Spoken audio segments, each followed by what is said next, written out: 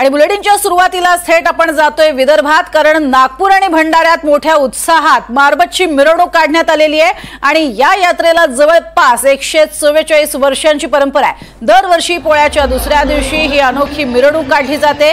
मारबत म्हणजे समाजातील वाईट प्रथा, दुष्ट शक्ती आणि अनिष्ट गोष्टींचं प्रतीक।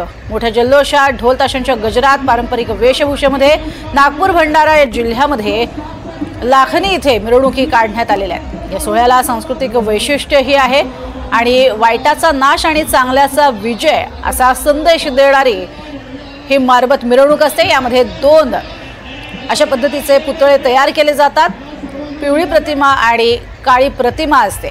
अधिक माहिती घेऊयात प्रवीण मुधोळकर यांच्याकडनं। प्रवीण, अतिशय जोरदार अशी ही मिरवणूक निघालेली पाहायला मिळते, काय सध्याची माहिती? मुळात या मिरवणुकी संदर्भात थोडी माहिती द्याल आणि तिथला उत्साह कसा दिसतोय तेही सांगाल। 144 वर्षापासून नागपूर शहरामध्ये म्हणजे भोसल्यांच्या काळापासून नंतर ब्रिटिशांच्या काळामध्ये आणि आताही ही मारबत मिरवणूक जी आहे ही काढली जाते। नागपूर शहराचे 2 भाग आहेत। नागपूर शहर एक BNR रेल्वे जेव्हा इंग्रजांनी टाकली तेव्हा जुनं नागपूर आणि नवीन नागपूर म्हणजे रेल्वे लाईनच्या अलीकडे, रेल्वे लाईनच्या पलीकडे। रेल्वे लाईनच्या अलीकडे जेवढे नागपूर आहे त्या ठिकाणी जुन्या परंपरा ज्या कायम ठेवल्या जातात। हा तानापोळा आहे। तानापोळ्याच्या निमित्तानं नागपूरमध्ये 144 वर्षापासून मारबतीचं आयोजन केलं जातं। आता मारबत म्हणजे काय? मारबत म्हणजे प्रतिकात्मक पुतळे काढले जातात। समाजामध्ये अनिष्ट रूढी परंपरा ज्या असतात त्याच्या संदर्भामध्ये हे पुतळे प्रतिकात्मक काढले जातात। याला काळी मारबत आणि पिवळी मारबत असं म्हटलं जातं। आणि या मारबती सोबतच इतरही प्रतिकात्मक पुतळे असतात। त्याला एक तिथे फोन बॅनर, पोस्टर लावले जातात, लिहिलं जातं। तर डोनाल्ड ट्रम्प यांचं एक प्रतिकात्मक पुतळा आहे। डोनाल्ड ट्रम्प यांनी ज्या पद्धतीनं भारतावरती कर लावले, टॅक्स लावले, त्यामुळे त्यांचाही पुतळा या ठिकाणी ठेवण्यात आला, त्यांचा निषेध केला जातोय। त्यासोबतच स्थानिक जे प्रश्न आहे म्हणजे आता इलेक्ट्रिक मीटरचा प्रश्न आहे, स्मार्ट मीटरचा प्रश्न काही लोकांनी उपस्थित केला आहे, त्याचा सुद्धा एक प्रतिकात्मक पुतळा या ठिकाणी आहे। त्यामुळे लोकल ते ग्लोबल अशा सगळ्या विषयावरती हे प्रतिकात्मक पुतळे जे आहे हे असे काढले जातात। त्याला मारबत बडग्या असं म्हणतात। नागपूर आणि भंडारा या 2 ठिकाणी ही परंपरा आहे आणि 144 वर्ष ही अखंडित परंपरा सुरू आहे।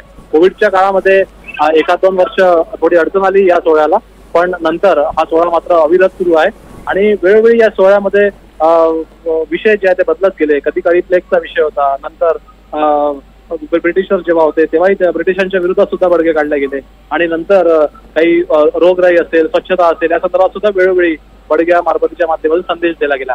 कोविडच्या काळामध्ये सुद्धा छोट्या प्रमाणामध्ये हा महोत्सव निघाला आणि नंतर आता हा अखंड महोत्सव सुरू आहे। अनेकदा परदेशी पर्यटक सुद्धा हा महोत्सव पाहण्यासाठी नागपुरात येतात।